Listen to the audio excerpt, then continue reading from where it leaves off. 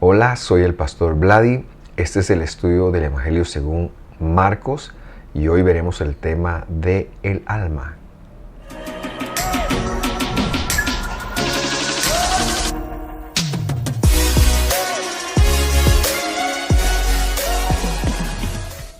Con la misma alegría de siempre, les damos la más cordial bienvenida a este segmento o a este estudio que hemos llevado ya por 49 semanas.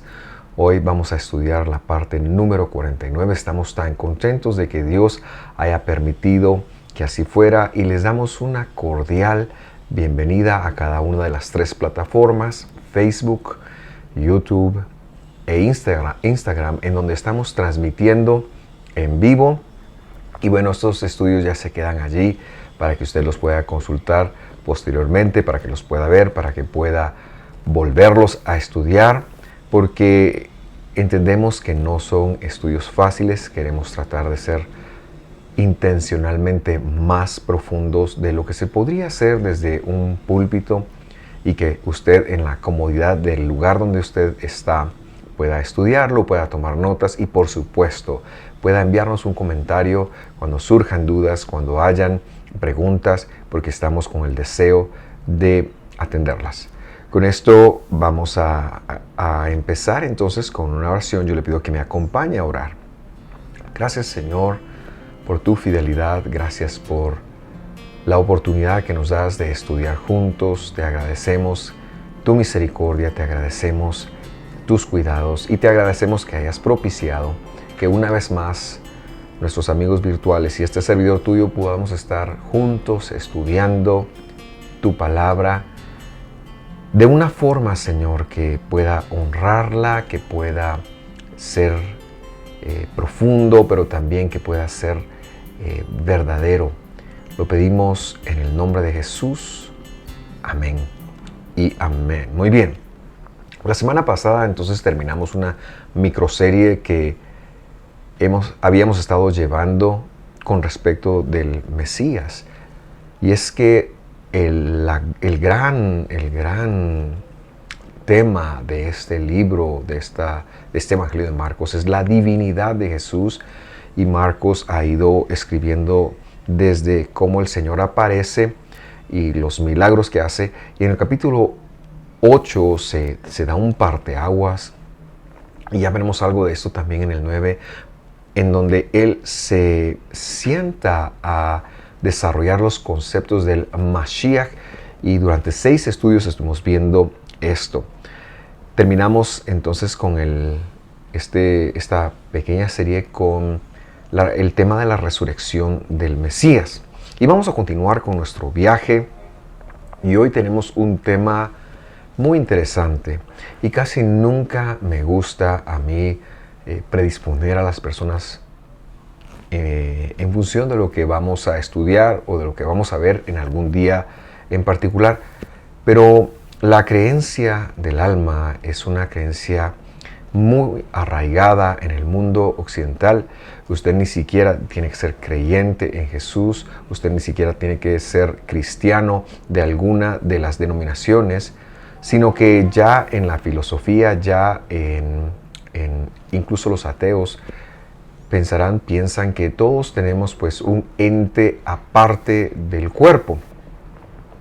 Pero antes de adelantarme, mejor vamos a la escritura. Mateo capítulo 8, versículo 34, dice de la siguiente forma: y llamando a la multitud con sus discípulos, les dijo: cualquiera que quisiere venir en pos de mí, niéguese a sí mismo y tome su madero y sígame.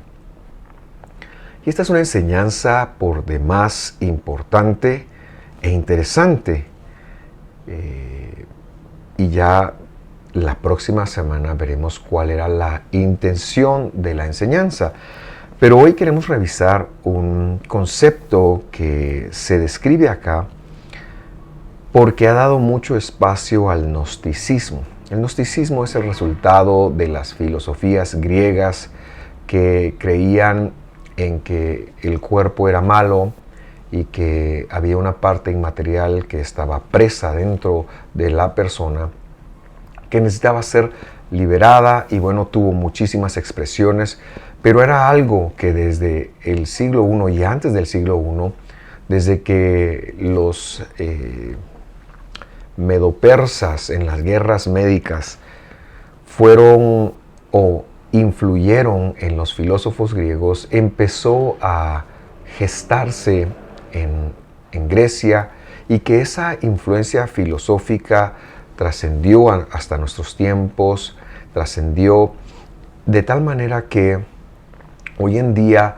hay una mentalidad, incluso en la iglesia cristiana, de que lo espiritual es incorpóreo, es intangible, cuando la revelación de la Biblia lo que señala con respecto al espiritual no es que sea intangible, sino es que es incorruptible, como lo veremos más adelante.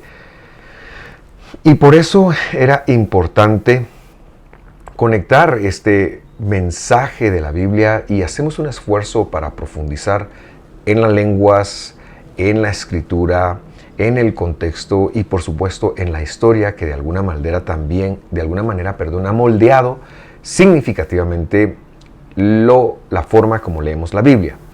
Vamos a leer el versículo 35. Acompáñame, por favor.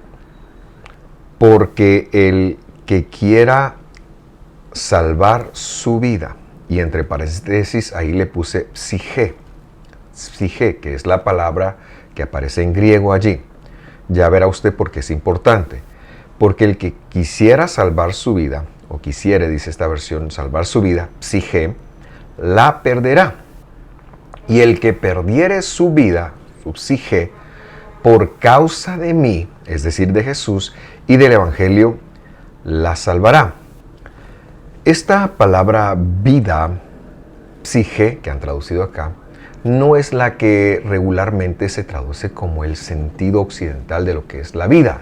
La vida se ha de entender como la capacidad de funcionar y de estar vivo, y que nos diferencia de lo inanimado o de lo muerto. La palabra para vida en griego es la palabra zoe, mientras que la palabra psige no representa tanto este concepto, o más bien dicho, quizás sí lo representa, pero de una forma distinta. Ahora, ¿por qué es importante? Por lo que a continuación viene. Acompáñeme por favor a leer Marcos 8:36. Dice, ¿por qué? ¿Qué aprovechará el hombre si ganare todo el mundo y perdiere su alma? Y nuevamente encontramos la palabra psige allí, como usted vio. Valoramos de la misma forma el siguiente versículo, que es el 37, Marcos 8:37. ¿O qué recompensa dará el hombre por su alma? Dice acá psige. Para el lector observador, notará que tanto la palabra que se traduce como vida, al igual que la palabra que se traduce como alma, en la lengua griega son la misma, son la palabra psige. Y nosotros nos hacemos y tenemos que hacernos esta pregunta: ¿por qué no poner la misma traducción siempre? ¿Por qué no poner en lugar de vida? ¿Por qué no poner alma? O en lugar de alma, ¿por qué no seguir poniendo vida?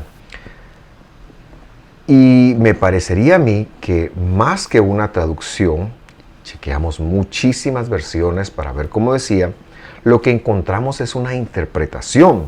Es decir, las personas que están escribiendo esto en castellano han decidido interpretarlo por nosotros. Y entonces para mí es que esto necesita una explicación. Porque cuando cualquier occidental, y ahora también muchísimos orientales, leen la palabra alma y leen la palabra vida, no piensan en lo mismo.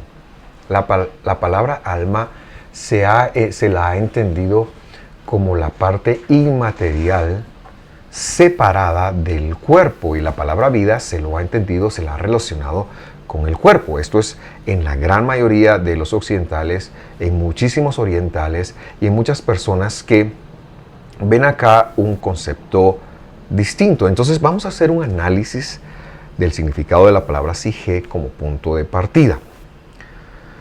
Si usted consulta el diccionario o el lexicon, por ejemplo el Strong de la lengua griega, se va a encontrar con que la palabra psige quiere decir aliento, como en la respiración, es decir, se refiere a un acto de la vida, a un acto físico. Cuando nosotros nos adentramos en la teología bíblica, nos vamos a dar cuenta que la palabra psige tradujo la palabra hebrea que se dice en la Biblia, la palabra hebrea nefesh. Especialmente este concepto se puede encontrar en la Septuaginta. Eso quiere decir que la palabra nefesh y la palabra psige sería la forma de entenderse mutuamente en el idioma. Es decir, lo que nefesh significa en hebreo es exactamente lo que la Biblia quiere decir que significa la palabra psige en griego.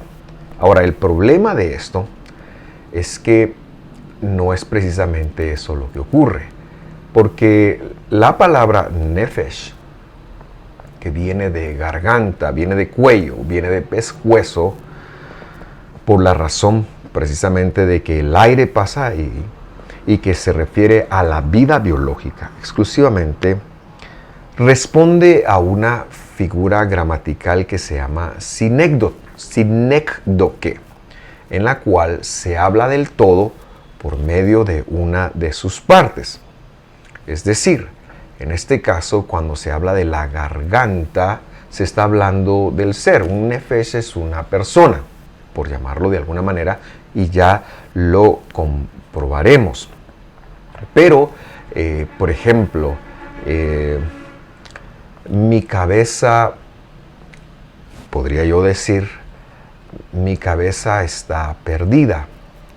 Esta es una forma para expresar que yo me siento perdido, y aunque se refiere a un órgano mío, me estoy hablando de todo el ser. Y hay muchas formas de expresarlo así, y por eso recibe este nombre de sinécdoque. Entonces, la palabra nefesh en la Biblia, lo que se conoce como en el Antiguo Testamento, en el Tanaj, se refiere a la vida física exclusivamente. Cuando pasa al griego, el griego lo tradujo sige ya 250 años antes del Mesías en esta traducción de la Septuaginta. Pero ya esta traducción llevaba un problema porque llevaba una carga filosófica. Y recordamos, el griego es un idioma filosófico, no es un idioma teológico. Los idiomas en donde se hicieron teología en la Biblia son dos. Es el hebreo, en el cual la mayor parte de la Biblia está escrita, y el arameo, que tiene algunas partes de Esdras y Daniel que están escritas en arameo, pero que también es el idioma del segundo templo, desde el 500 antes de Cristo hasta mucho tiempo después de Cristo. Entonces, en el arameo es que se hace muchísima teología, al igual que en el griego, al igual que en el arameo, pero el griego sirve como un conductor. El problema es que el griego aporta entonces este concepto de suije, que ya es socrático. Hay un antes y un después en la filosofía griega con respecto de Sócrates. Y es que este filósofo, como lo mencionamos en algún momento, se cree que fue influido por alguno de los sabios, voy a llamarle, pero debería de quizás llamarle brujos o espiritistas que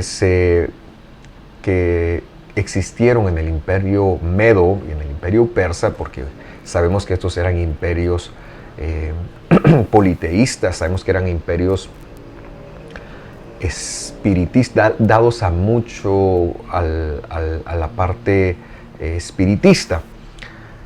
Y en esa influencia, Sócrates toma la palabra sige y le da un contexto de una entidad independiente del cuerpo.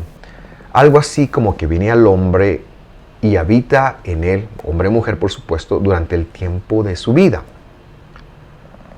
En la filosofía griega, la muerte representaba, por supuesto esto es después de Sócrates, la libertad del psique. De hecho, había o se conoce algo como el mito de la caverna, y esto se le atribuye a un discípulo de Sócrates, a Platón me parece que es, quien habla de esta liberación y que el cuerpo físico representaba todo aquello que era negativo, mientras que la psique representaba todo aquello que era positivo y que con la muerte se liberaría. Y por eso en estas culturas la muerte no era vista como algo tan trágico, porque ellos creían entonces que esta psique, cuando se liberaba, dependiendo de cómo se había comportado, se conducía a los campos elíseos para gozar de un paraíso, o se conducía al Hades para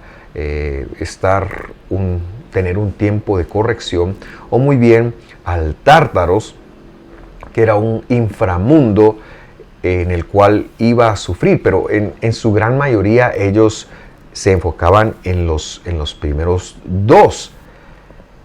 Y esto fue algo que influyó muchísimo en esta carga filosófica que luego ya en los primeros 3 siglos antes de Cristo, en los últimos 3 siglos, 3, 2 y 1 antes de Cristo, llega a Israel. Y esta es una idea que el fariseísmo copió, pero es una idea gnóstica.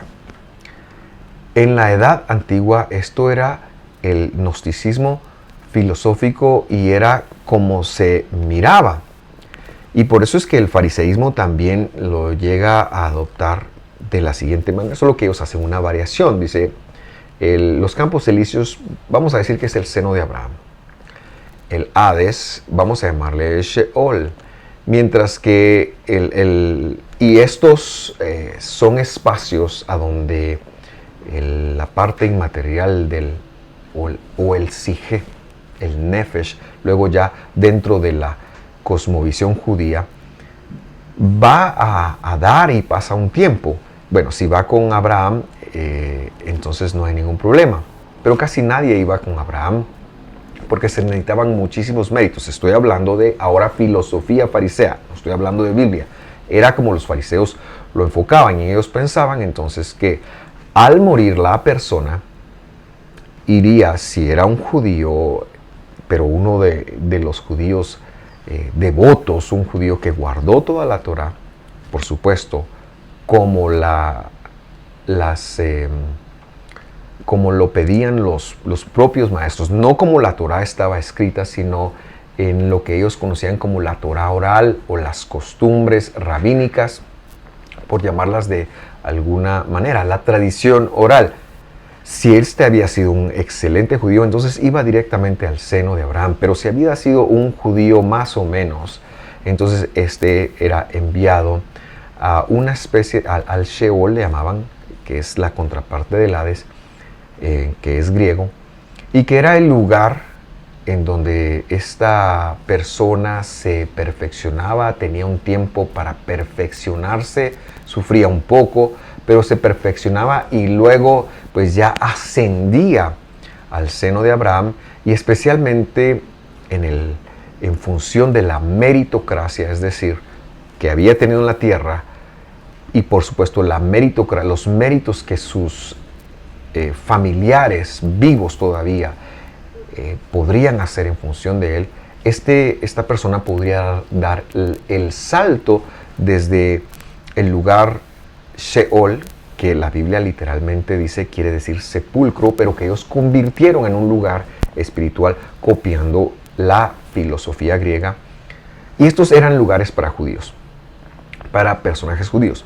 Un tercer lugar que también llamaron Tártaros o Gehenna en arameo me parece que era el lugar donde estas personas podían parar para una un sufrimiento eterno. Ahora, ningún judío iba a ese lugar. Estoy hablando de las doctrinas fariseas.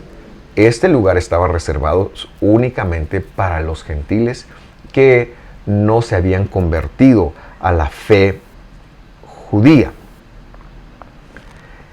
Entonces es importante recalcar que la Biblia no ha enseñado esto, aunque sí hay una porción en Lucas 16 que con el favor de Dios de hoy en 8 la veremos y la explicaremos.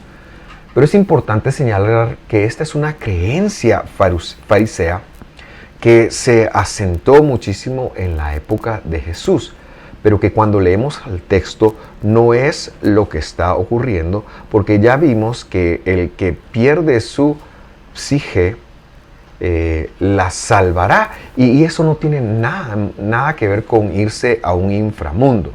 Ahora bien, desde la óptica cristiana, que empieza a ser teología en los siglos II y III, pero viendo al judío Filón de Alejandría, no volteándose a la teología judía, que he de decir, había mucha teología judía que no pensaba de esta manera. Esta solamente era la creencia de los fariseos, uno de los 5 o 6 grupos que vivían en Jerusalén vivían en Israel, en el tiempo del segundo templo. El fariseísmo luego es el único que sobrevive entonces a la destrucción del templo allá por el año 70, y que con el paso y el correr del tiempo da lugar a una teología medieval en donde esto se llevó al extremo. Entonces, tanto la raíz cristiana, que se enfocó en el gnosticismo de Filón de Alejandría, y quizás eso fue lo primero que empecé a decir, el cristianismo hace su teología no tanto basado en los escritos judíos, como de Pablo, como de Lucas, como de todos los escritores del Evangelio, pero también como muchos de los tratados de la Mishnah que hubiesen traído muchísima luz a los primeros pensadores cristianos, sino que sacan lo judío, sacan el hebreo, sacan la Torá del Señor de sus primeros estudios y se concentran en los conceptos gnósticos de Filón de Alejandría, quien, ya dijimos, fue alguien contemporáneo a Jesús, pero que vivió en el norte de Egipto y que fue un filósofo que influyó muchísimo a los primeros pensadores cristianos. De tal forma, entonces, que tenemos una plataforma bastante gnóstica, cuando en el siglo II, en el siglo III, se empieza a hacer la teología, se empieza a tratar de dar forma a lo que es esta nueva fe que ha salido del mundo judío en el siglo II y por supuesto en el siglo III, que está muy lejos de su raíz judía y que ahora está buscando una identidad en función de quién es Jesús, si es Jesús hombre, si Jesús es Dios, y cómo creemos, qué pensamos. Bueno, basan su enseñanza en el gnosticismo de Filón de Alejandría. Por otro lado, el judaísmo, como ya dije también, medieval, viene desde su tronco fariseo, que postergó estas creencias y que ha llevado incluso hasta el día de hoy todas las creencias del alma a niveles muy extremos. Entonces, nosotros en el siglo XXI queremos hacer un alto a por qué pensamos y por qué creemos como creemos, y queremos que la Escritura venga y nos diga cómo es la cosa. Porque cuando yo leo lo que ya vimos en Marcos capítulo 8, cuando yo veo el versículo 35, que dice, porque el que quiere salvar su psique, y veo que dice vida, la perderá. Y veo que allí pusieron vida, pero hubieran podido poner alma también. El problema es que no casaría entonces con el pensamiento que se tiene. A mí me ponen que pensar y me da la necesidad de investigar qué es lo que la Escritura entonces está tratando de decir. Y vamos a ver, o cuál es la verdad. Y entonces vamos a ver algunas porciones que se encuentran tanto en el Evangelio como en Génesis y algunos otros pasajes que seguramente traerán un poquito más de luz a lo que estamos viendo. Acompáñenme por favor a Juan 10:17. Juan 10:17 dice así: por eso me ama el Padre, porque yo pongo mi psige. Yo ya le he agregado la palabra hebrea que traduce psige, que es la palabra nefesh. Y vemos que ahí traducen vida. Leo de nuevo. Por eso me ama el Padre, porque yo pongo mi vida, psige, nefesh, para volverla a tomar. ¿Por qué no ponen alma en esta porción? Porque sería un poquito raro pensar en que Jesús también tiene un alma. No sé si usted lo había pensado alguna vez, pero es algo muy extraño. Versículo 18 dice: nadie me la quita. ¿Qué cosa? Su psige, su vida, su nefesh y lo que algunos podrían pensar, su alma. Nadie me la quita, mas yo la pongo de mí mismo. Tengo poder para ponerla y tengo poder para volverla a tomar. Este mandamiento recibí de mi Padre. El psige de Jesús, la nefesh de Jesús, que consultando a las versiones, sí encontré una versión, la Biblia del Jubileo, que fue fiel a la traducción de psige. Ellos también han puesto alma acá. Sin embargo, y como ya decía, es un poquito complicado este pensamiento de pensar Jesús tiene alma. Y entonces el alma de Jesús, ¿qué pasa con el alma de Jesús? ¿Dónde está el alma de Jesús? Hoy mismo, ¿dónde está el alma de Jesús? Y si enseñamos que hay una división en Jesús, entonces estamos en un pensamiento gnóstico. Y eso no es bíblico. ¿Por qué no es bíblico?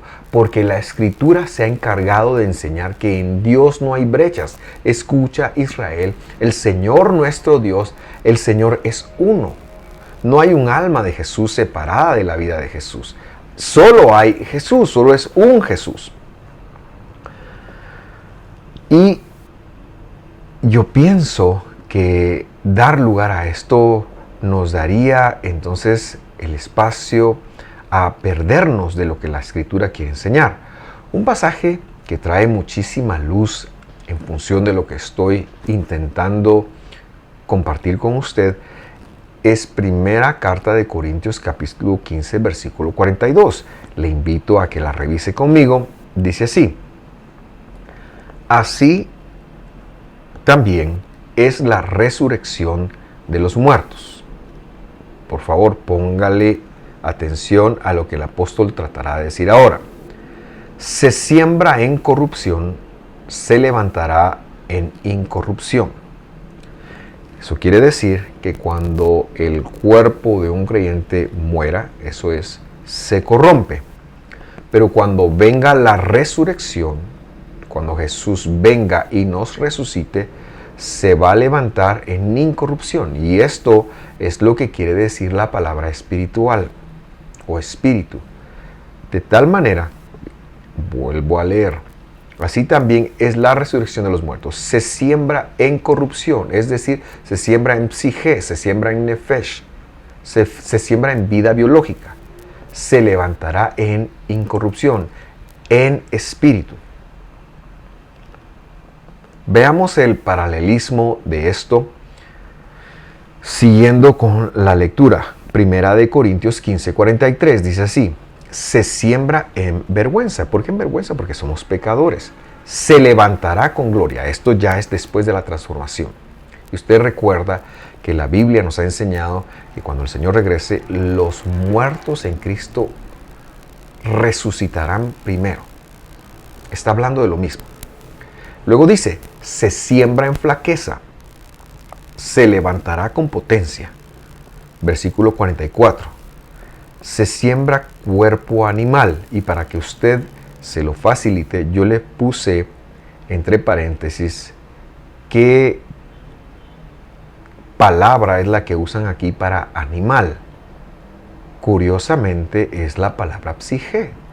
Se siembra cuerpo psígicón, ¿verdad? Hay un cuerpo psígicón, es decir, un cuerpo animal, un cuerpo corruptible, un cuerpo como el que heredamos de nuestros padres por nuestros pecados. Ese es el cuerpo psígicón.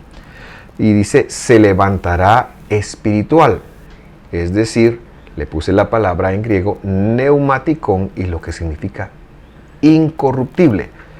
Este es el paralelismo del versículo 42 que leíamos. Y luego el apóstol es muy contundente y dice, hay cuerpo psígicón, hay cuerpo almático, pero por favor no piense en algo gaseoso. Porque cuando dice hay un cuerpo animal, un cuerpo de la psige, se refiere a este cuerpo de carne y hueso, se refiere a este cuerpo que hemos heredado por nuestra vana manera de vivir y que tiene una fecha de caducidad. Y luego dice, y hay un cuerpo espiritual, es decir, un cuerpo neumaticón o incorruptible. Entonces, no vemos que el apóstol esté dando aquí una opción de que haya una tercera opción. Simple y sencillamente hay dos estados en el humano y uno lo compartimos todos. Es el estado del psige, del psígicón, del nefesh, corruptible. Y el otro estado, y ese no lo vamos a compartir todos. Ese es el estado espiritual, el estado incorruptible que viene como resultado de los que han creído en Dios, de los que han creído en Jesús y que son llamados por Él. Entonces vemos que el cuerpo psige sí muere, sí se termina. Y no habla de que está la psige en algún lugar esperando, sino que la psige está descomponiéndose con el cuerpo natural, porque es el cuerpo natural, porque es la vida biológica, porque se refiere a la carne y el hueso que nosotros veamos. El problema es, o ha sido siempre, que nuestra herencia gnóstica de 1850 años y luego cuando encontramos una traducción que dependiendo lo que el traductor piensa que es correcto, nos pone alma o nos pone vida. Ese es uno de los problemas. Pero lo que queremos conectar es que el apóstol se está refiriendo a la vida biológica aquí mismo en el Evangelio. Pablo está corroborando lo que nosotros estamos diciendo. Lamentablemente no se traduce así, porque se tiene que de alguna manera sostener lo que siempre se ha creído. Y esto nos tiene que motivar a pensar que la escritura debiera ser lo que tenga la última palabra y no los dogmas que hemos heredado. Especialmente hoy me refiero al dogma de que hay un alma independientemente o separada del cuerpo. Repito, puede que sea una doctrina cristiana, pero no es una doctrina bíblica.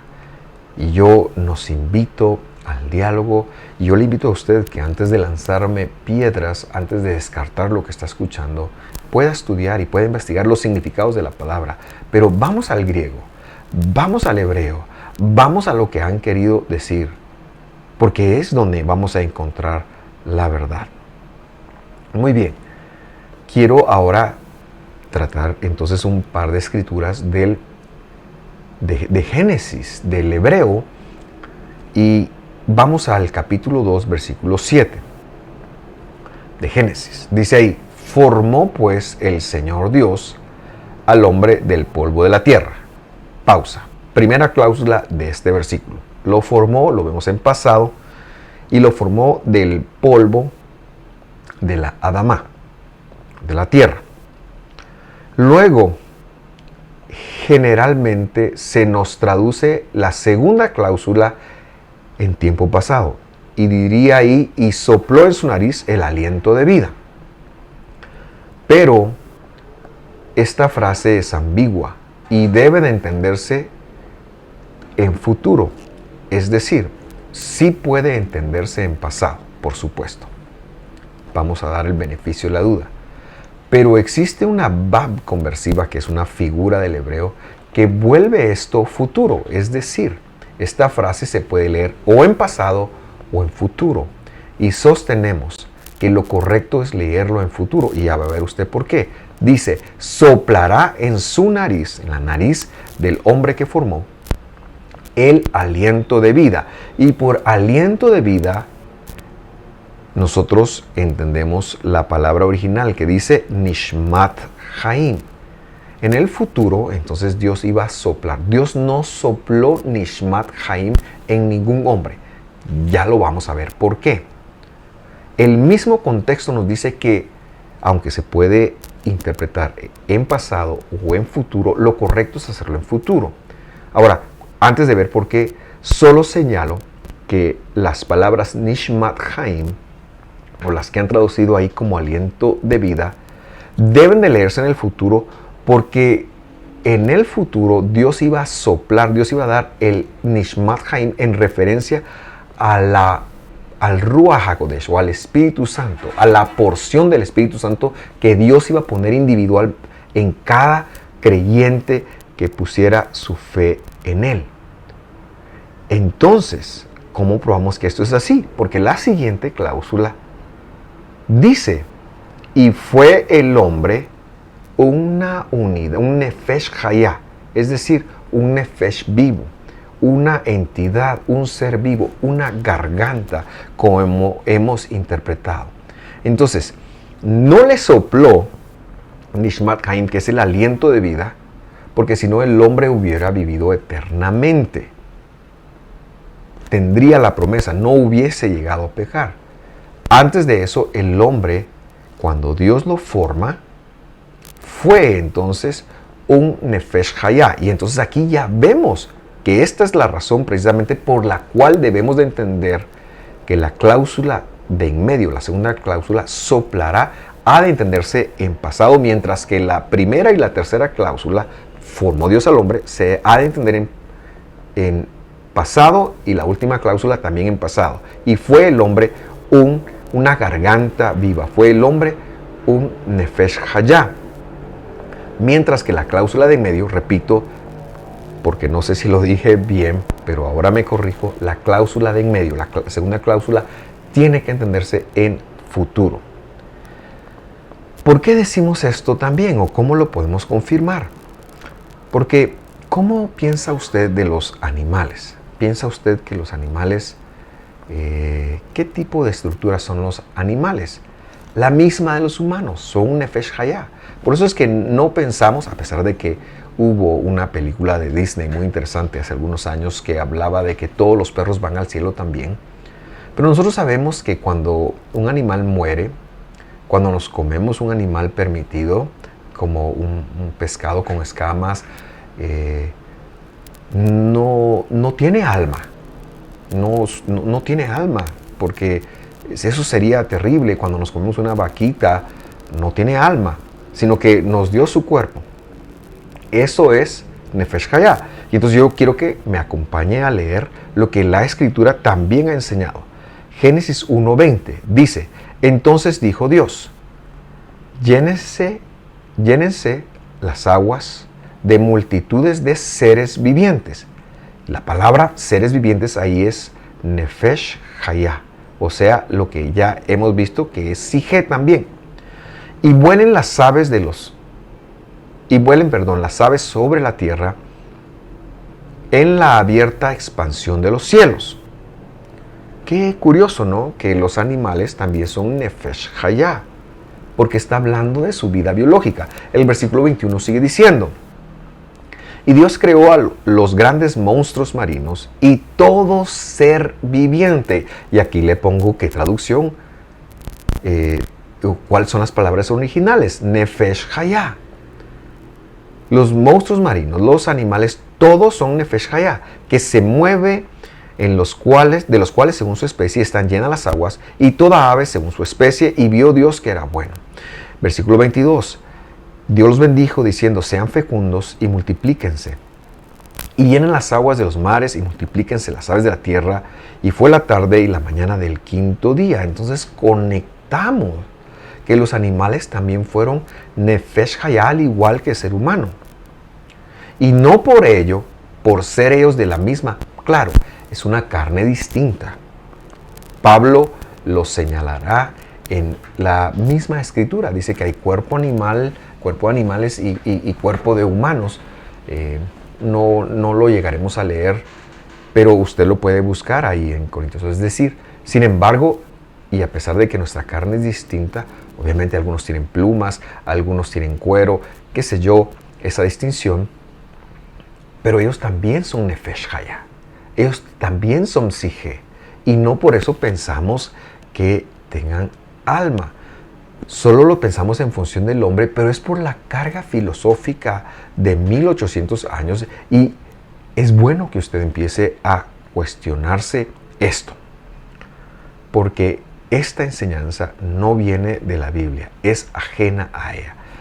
La palabra nefesh y la palabra psije griega, sostengo, en la Biblia, no en la filosofía, no en los libros de ciencia de hoy, pero en la Biblia se refieren a la vida biológica. Vamos a ver un par de citas más que seguirán corroborando lo que estamos enseñando. Vamos a Levítico 21:1 y le coloco ahí una traducción literal. Entonces el Señor dijo a Moisés, habla a los sacerdotes, los hijos de Aarón.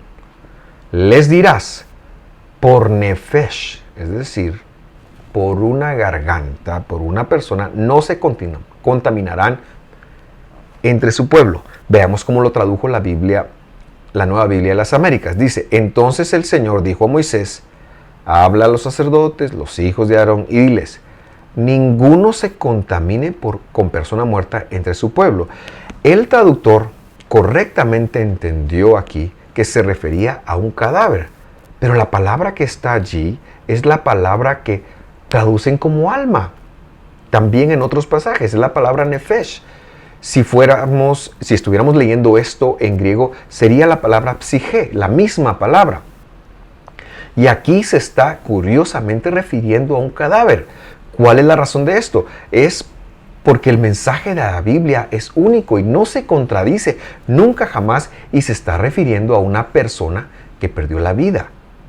Y le está diciendo a los sacerdotes, ustedes no pueden entrar a tocar. El mandamiento es muy interesante, aunque no es mi tema, pero no pueden llegar a impurificarse, a volverse impuros por tocar a un muerto, por estar en la misma habitación de un muerto. No se van a impurificar. Y a ese muerto le llamó nefesh, le llamó psige, o lo que traducirían como alma. Muy interesante que hasta un cadáver recibe este nombre, y eso sí viene sin lugar a dudas a probar lo que estamos diciendo, porque no le llamaría alma a algo que está muerto, si supuestamente el alma no muere. Además decimos que el Señor, nuestro Redentor, le dijo a Nicodemo en el capítulo 3 de Juan, nunca nadie ha subido al cielo. Esto es muy interesante también, no lo vamos a ver hoy. Hay otra cita en el capítulo 14 de segundo libro de Samuel, versículo 7, que se trata de Absalón, Joab, David y una mujer. Absalón ha estado exiliado por algunos años. David permite que regrese David no ha permitido que regrese, y Joab quiere buscar que el rey se reconcilie con su hijo Absalón. Entonces el rey había estado molesto porque Absalón había matado a su hermano, otro hijo del rey. Entonces, para enviarle un mensaje al rey, Joab envía a una mujer para hablar con David, y esta mujer le va a plantear un problema. Le va a plantear el problema de que tenía dos hijos, pero uno de estos dos mató a su hermano, y ahora los familiares que tenían el derecho de ser el vengador de la muerte, quieren matar al otro hijo y la mujer está contrariada. Obviamente este es un caso hipotético. Joab le ha puesto a la mujer que diga esto, pero mire cómo lo expresa. Versículo 7, segundo de Samuel 14:7. Leo la Biblia del Jubileo. Dice: y he aquí, toda la parentela se ha levantado contra tu esclava, contra tu sierva, diciendo: entrega al que mató a su hermano, para que le hagamos morir por la vida, traducen ahí. Pero la palabra en hebreo es nefesh, es sige, la que normalmente traducirían como alma, pero aquí está hablando de la vida biológica como siempre está hablando en la Escritura, porque la Escritura no se referiría algunas veces a esto como una entidad viva o como una entidad gaseosa. Y termina diciendo: de su hermano a quien mató. Él mató, y quitemos también al heredero. Así apagarán el ascua que se me ha dejado, no dejando a mi marido nombre ni reliquia sobre la tierra. Sé que hacer estas conexiones es muy difícil porque hemos estado acostumbrados. A mí me costó muchísimo a una forma de pensar. Pero yo quisiera que usted se planteara de dónde vienen las creencias que pensamos que vienen de la Biblia.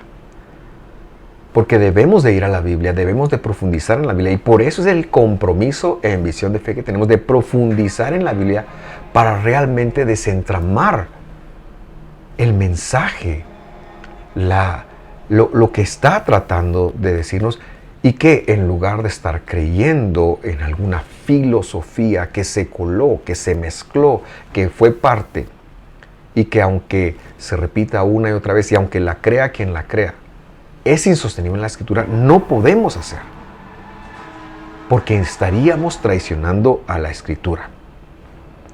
La próxima semana, con el favor de Dios, veremos un par de escrituras más antes de regresar a Marco que se han usado para probar que existe un alma. Cierro diciendo que esto no es fácil de asimilar, pero yo le invito a hacer un estudio serio de la Escritura y considerar lo que está escuchando, porque lo que creemos o lo que históricamente hemos creído que no se puede sostener con la Escritura, se puede entender cuando uno estudia las religiones y sus orígenes. Que Dios le bendiga, lo espero la próxima semana y para mí será un placer que estudiemos juntos la Biblia. Hasta pronto.